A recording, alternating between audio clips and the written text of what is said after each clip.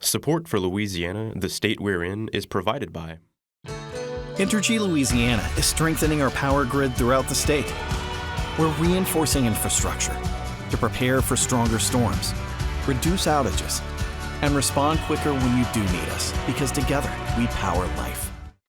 Additional support provided by the Fred B. and Ruth B. Ziegler Foundation and the Ziegler Art Museum located in Jennings City Hall. The museum focuses on emerging Louisiana artists and is an historical and cultural center for Southwest Louisiana. And the Foundation for Excellence in Louisiana Public Broadcasting, with support from viewers like you. Hurricane Francine hit southeast Louisiana. We'll bring you the latest from the storm's aftermath. And climate change-related disasters play an outsized role on our older population. I'll tell you about one group making the elderly its priority. Meet Louisiana's new Secretary of Wildlife and Fisheries, Madison Sheahan. We'll hear her vision for the sportsman's paradise. And meanwhile, a Louisiana plantation reckons with the state's antebellum era in a new inclusive exhibit. Let's get started. Let's do it.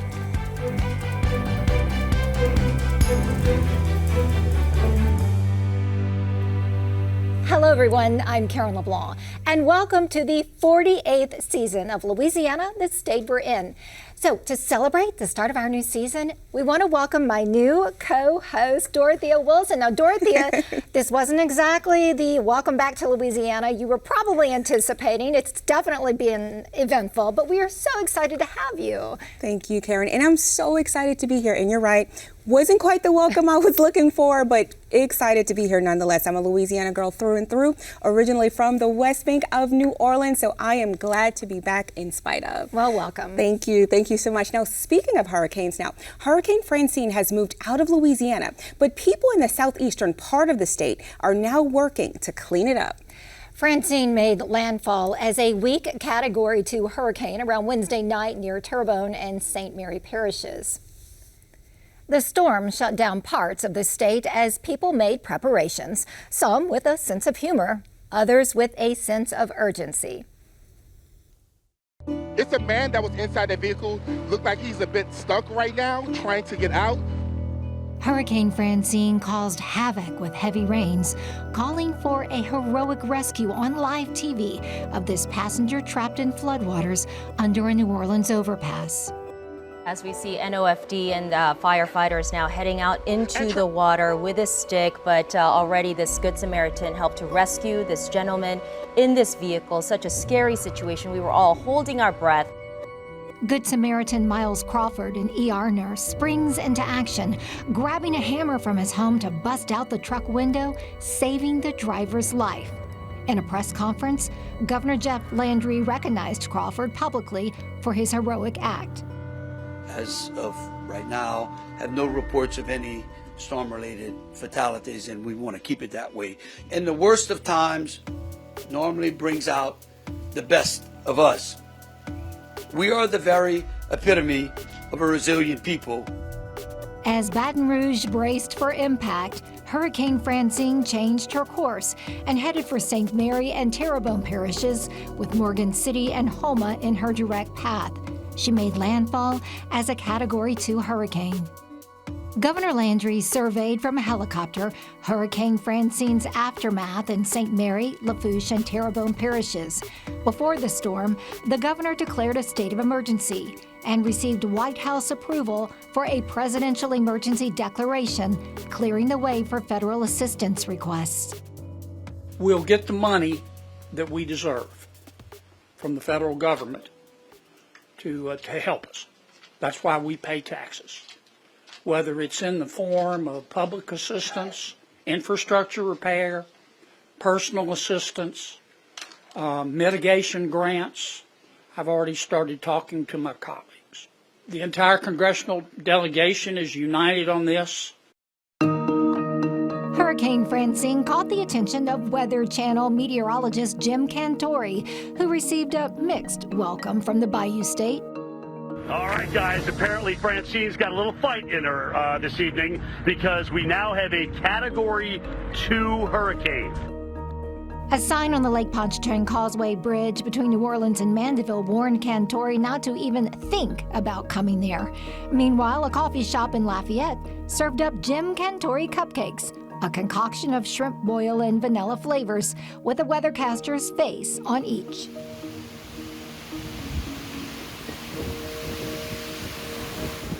Sheets of rain coming down in the Crescent City were enough to stall sewage systems in some parts of the city. Rains, particularly in the New Orleans area, in fact, on both sides of the tidal lakes, North and South Shore, were a little more significant than what we expected. Two reasons for that. One, the storm did take a slight jog to the east.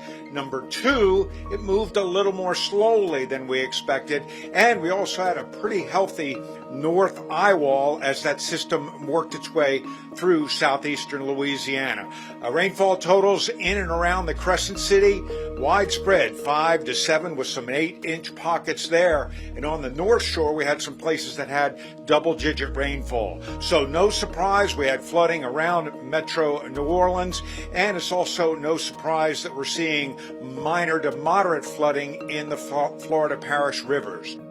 And a silver lining to Hurricane Francine for shrimpers in Terrebonne and Lafourche parishes. They reported netting a bounty of shrimp as Francine approached with 100-mile-per-hour winds, pushing tidal waters toward land. From hashtags to headlines, here's what's trending this week. Now, a lot of people used humor to get through the stress of Hurricane Francine. Yeah, that's right. Now, first up, we have Weather Channel meteorologist Jim Cantori. He got a bit of a scare down in Morgan City. His car battery died, and when a nearby police officer popped the hood, things got a bit unusual. When we opened Jason's hood, we found something a little shocking. And of course, Brad screams, "There's a snake! There's a snake!" Now, the officer identified the snake as a copperhead rattlesnake mixture and said that made it non-venomous. Now, I highly doubt that. Now, I'm not sure if he was having a little bit of fun or if he was serious. Definitely the brunt of a joke. In fact, Snake ID, which we recently did a story on, they're all about snake education, identified it as a harmless water snake. Wow. Giving Jim Cantori a big eye roll. Like, really? Yikes. Some other people got their future forecasters in on the action. We are recording softball-sized hail and 72-inch rainfall and 90-mile-an-hour winds.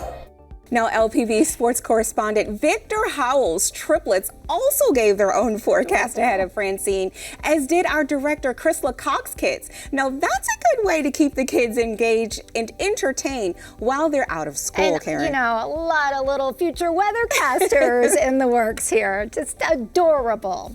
Well, some wildlife also got attention online. A Louisiana celebrity, Nudie, the Nutria, stopped by a snowball stand in New Orleans for a pre-storm snack. It was an ice cream cone. Ooh. And that is one spoiled nutria. I'd say eating an ice cream cone, geez. Now, on to a more serious note. From hurricanes to extreme heat, climate change impacts all of us in Louisiana. The elderly are particularly vulnerable with complications that make it harder to both prepare for and recover from disasters. I met with the president of Ground Force Humanitarian Aid, who's making it a priority to help the most vulnerable residents. As a Louisiana native, there's no place Rob Godet would rather be than right here in Cajun country. In fact, he can trace his roots back as far as the 1600s. I'm a Cajun. My last name's Godet. Yeah. Jean Godet came to the New World in 1630. And then I'm in the right geographic place with these storms. And so it's a calling. I feel like, I want to leave my mark on this earth, and I can improve the flow of relief for those that need it most. And Rob is doing just that, leaving his mark on the earth by helping those who need it most. There are over 75 million older Americans in the U.S., making up over 1/5 of our population. Statistics show that more than half of that population is negatively impacted by climate change due to various conditions, In Louisiana alone, Rob has helped hundreds of our elderly by helping them recover from devastating events involving climate change through his organization, Ground Force Humanitarian Aid. He's done everything from roof repairs to completely gutting homes, picking up and discarding falling trees and shrubbery. And the work doesn't stop here in the Bayou State. He's even traveled outside of Louisiana to provide relief for those who simply weren't getting it. For example, in Rolling Fork, which was a tornado that hit Mississippi, we got a call about an elderly woman, an aging woman, who needed help. Her home had been damaged and she needed some trees taken off of it. And there's nobody helping her. And I knocked on the door. I said, Miss Etta, I'm here to help. She said, thank you, I've had no help. Rob started the organization in 2016. After almost a decade, it's moments like the one he shared with Miss Etta that keep him coming back year after year. As we age, our networks of support deteriorate. We become socially isolated. She's physically challenged, on fixed income, mobility challenged. All of those factors and so many more are leaving our elderly in a real crisis after natural disasters. But as committed as Rob is to helping the elderly get back on their feet, he can't do it alone. Rob has a team of people around him that shares his vision. This is incredibly hard, and we've been through the fire together on situations that we've had to deal with, and they have stood by me and the organization and our board through thick and thin. One of those team members is Dave Crawford. He's the community caretaker at Ground Force and has been working with Rob for the past 3 years.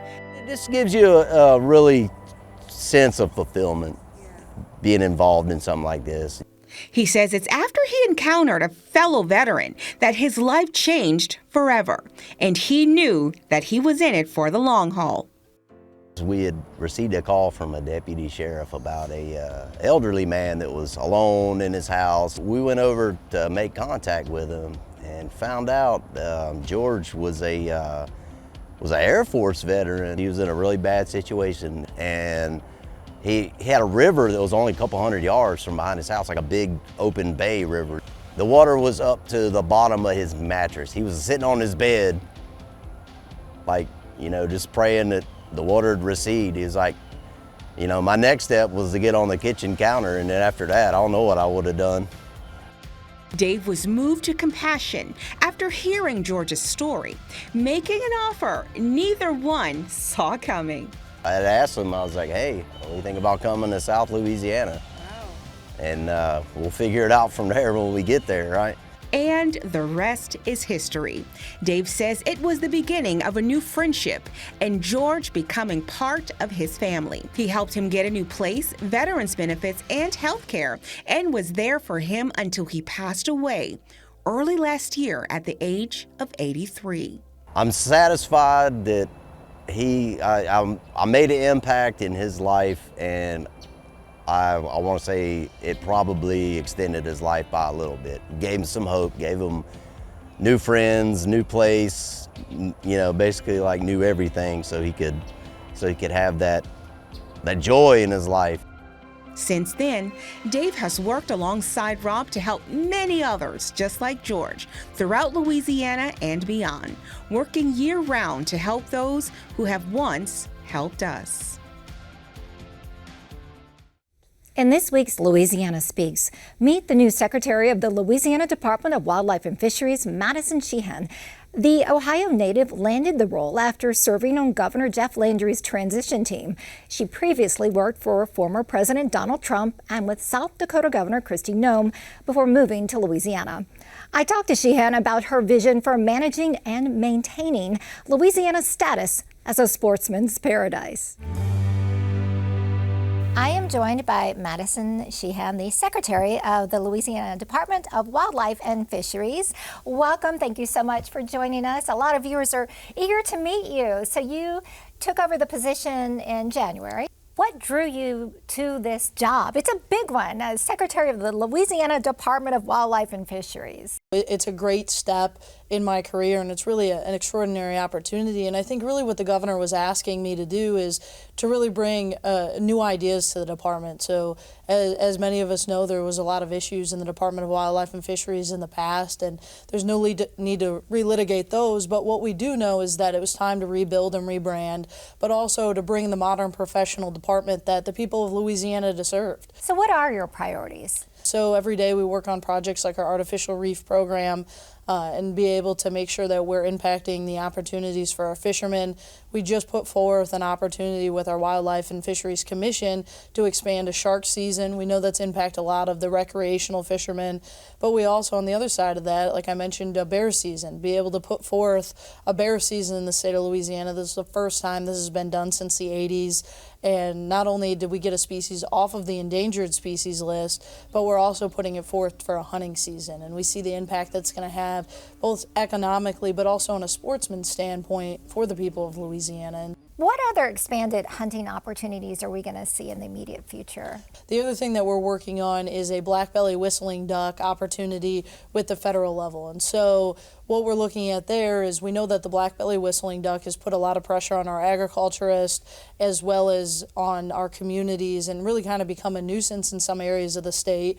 And our job is to manage that species. And so in doing that, what we want to do is make sure that we promote as much opportunity for our hunters as possible. You inherited some controversial projects when you took over leadership of the Louisiana Department of Wildlife and Fisheries, one of which is Lake Maurepas. That's state wildlife and fisheries land, and there is a carbon capture project in the works. There's been a lot of vocal criticism and concern about potential environmental and public health threats. Where does the Department of Wildlife and Fisheries stand at the moment with this project? So where we sit at the project is we are the ones who help with the permitting process and some of the land processes, but what we don't do is we don't own the water bottom. So that's the Office of State Lands. And so a lot of the conversations that's very controversial is really a conversation that needs to be had between Air Products and state lands. But what I can tell you is there was a fish kill on the property, and we worked directly with Air Products to come up with a restitution, and they were very gracious in the fact that they came back, worked with us, and have been a very good partner in actually restocking some of those properties. And so that's really where we sit with the relationship with them, but a lot of that conversation is really to be had with state lands. With the Mid-Barataria Sediment Diversion project, that's the freshwater diversion, big project, could be the largest I think in our history in terms of restoration and rebuilding, but a lot of controversy there. And the concern is that it is going to harm wildlife and marine life. What is the department's role in that project and in mitigating potential damage to wildlife and fisheries?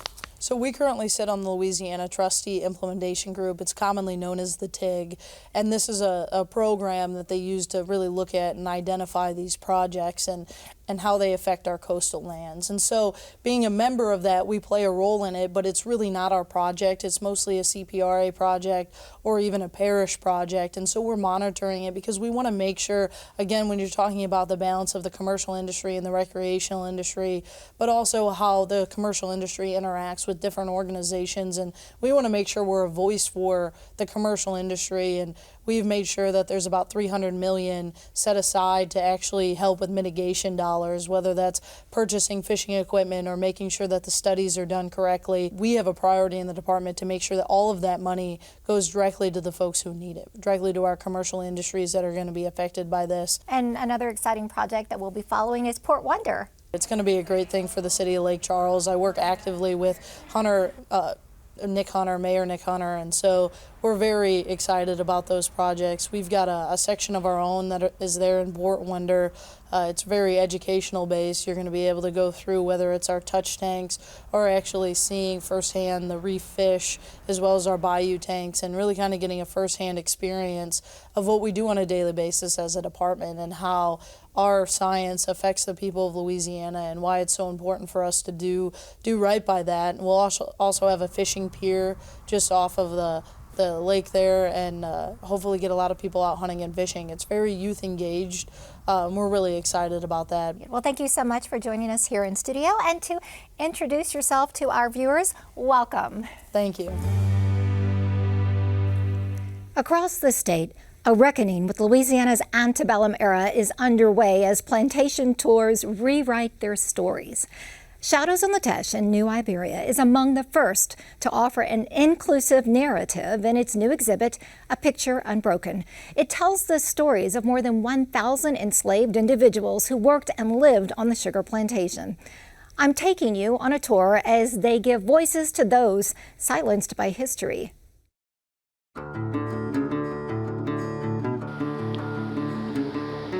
Shadows on the Teche in New Iberia sits along the banks of Bayou Teche as a National Trust historic site.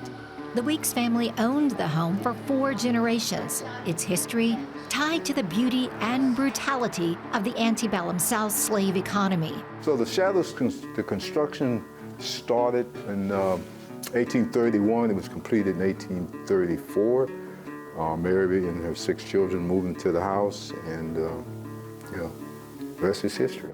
Today, a reckoning with history is happening across the street from Shadows on the Teche at its visitor center in a new exhibit that tempers the romantic notion of plantation life with its conflicted reality. It begins with a wall listing the names of more than 1,000 enslaved people who worked on the Weeks sugar plantation. This is somewhat of a memorial to those individuals, even to those whose names we have not uncovered just yet. We tell it how it is, how it was. The Weeks family, before the Civil War, owned up to 9 plantations. So it's not just the Shadows, right? They owned up to 9 plantations all across the state, and they enslaved 1,112 people all across the state of Louisiana. That is a story that is important. It is what they built their wealth on. It is what the entire sugar industry in Louisiana built their wealth on, and that's something that we need to make sure that we point out and that we recognize. A Picture Unbroken chronicles the lives of the Weeks family and the people they enslaved through artifacts from the Weeks family archive of 17,000 items. This is a business card. Probably a slave dealer that the Weeks family did business with, and a receipt. The collection includes several rare outfits for enslaved children on the plantation. Charity Polk, an enslaved seamstress, sewed the clothing, customizing each piece instead of following orders to stick to the pattern. Because she did that, we don't know if it was out of maybe just some form of resistance or just compassion for the enslaved children. But she did it, and she was disciplined. We don't know how, but she was disciplined by the family. And they took those clothes and threw them in the trunk. And that's why we have them today. Mundane objects discovered from archaeological digs around the slave cabins reveal a larger picture of plantation life. Buttons, thimble, sewing, toothbrush, a little doll here that was probably given to an enslaved child, a marble. The exhibit moves through time, chronicling the Civil War years when Shadows on the Teche was occupied by Union troops, through Reconstruction and post-Reconstruction in the Jim Crow South. Klansman patch. It's a real deal right there. Yeah. So, there was a lot of terrorism, intimidation during this period. States enacted laws to disenfranchise black people, take away the rights that had been afforded them by 13th, 14th, 15th constitutional amendments, including Louisiana. Across the street, the inclusive narrative continues on public tours of the home. In this room, we talk about the plantation life on Weeks Island. So I had the people colorized in these images, but these are actual images from our collection. So Weeks Island is about 15 miles from here, and the Weeks family owned around 2,000 acres of land there. So it was an enormous sugar operation. They enslaved around 300 people on that island. In the kitchen, we see more clothing Charity stitched for enslaved children. We have about 8 pairs of clothing in our collection, and they're extremely rare. The dining room retains much of its original furnishings and decor, typical of wealthy planters and plantation owners in the 1800s. Portraits of the home's original owner, Mary Weeks, and her second husband, John Moore, overlook the dining room. Moore was a member of the Confederate government and signed the secession ordinance splitting Louisiana from the Union. A copy of the document is also on display. Then we ask a pretty complex question. We ask, what do they think relationships looked like between the enslaved people on the property and Mary and the Weeks family? And you get lots of different answers, and they're all correct because we don't acknowledge that there was only one singular experience. So it challenges our visitors to really think more deeply about systems of slavery and how these two very different societies kind of dealt with each other. In Mary's bedroom, behind the door, lies another grim reminder of life after the Civil War in the Deep South. Here we also talk about the rise of Jim Crow. We talk about the racial violence in Louisiana that happens. This map was created by Ida B. Wells, and what it does is it tracks the number of lynchings in a state over 33 years. In Louisiana, during those 33 years, there were 326 lynchings. In 1919, the Weeks family sold Weeks Island, the sugar plantation. Shadows on the Teche remained in the family until 1958, when its last owner, an eccentric painter and socialite, William Weeks Hall, died and donated Shadows on the Teche to the National Trust for Historic Preservation. The tour ventures into his artist studio, where a door covered with famous name signatures tells the story of the home's many celebrity visitors. The walkthrough ends on a lighter note in this room that celebrates Black artists with ties to the property, including jazz legend Bunk Johnson. Our tour is completely dialogic. It means that we have conversations. So we threw out the old scripts. So every single tour is different. We typically don't allow visitors to get away with the idea of, oh, well, that was just how it was, right? That was just the time that they were living in. No, these were choices that these people made. The second one is that there's no such thing as a singular experience. And it also helps to build some empathy with these enslaved people who labored and lived on this plantation.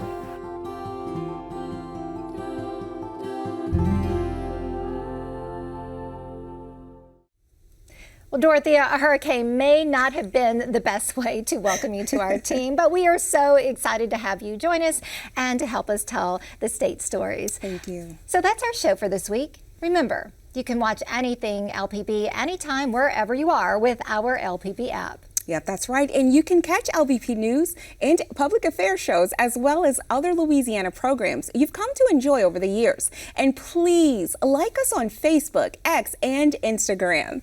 For everyone at Louisiana Public Broadcasting, I'm Karen LeBlanc. And I'm Dorothea Wilson. Until next time, that's the state we're in.